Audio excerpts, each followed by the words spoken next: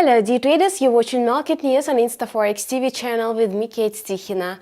Bears are still holding the upper hand over the single European currency despite some supportive factors. Today, the US dollar pulled back from its recent highs against rival currencies amid growing risk appetite.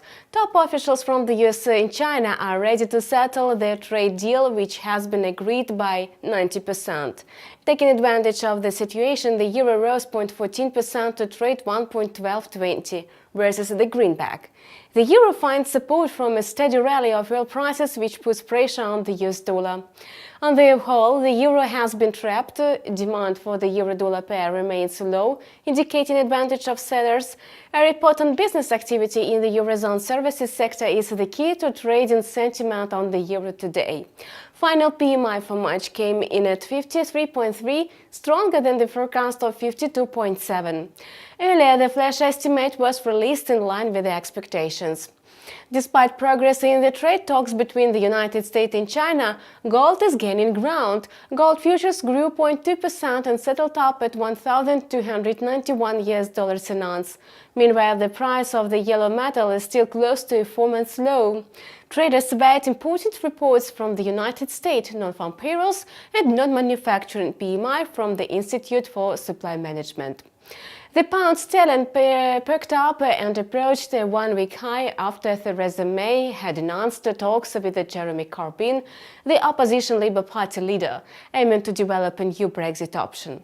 Besides, the Prime Minister said that she would ask Brussels for a further short delay of the UK's departure from the European Union.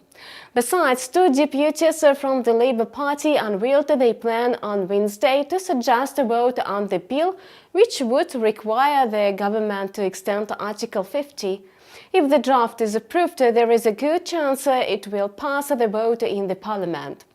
In the early European trade, the pound-dollar pair was extending overnight gains moderately.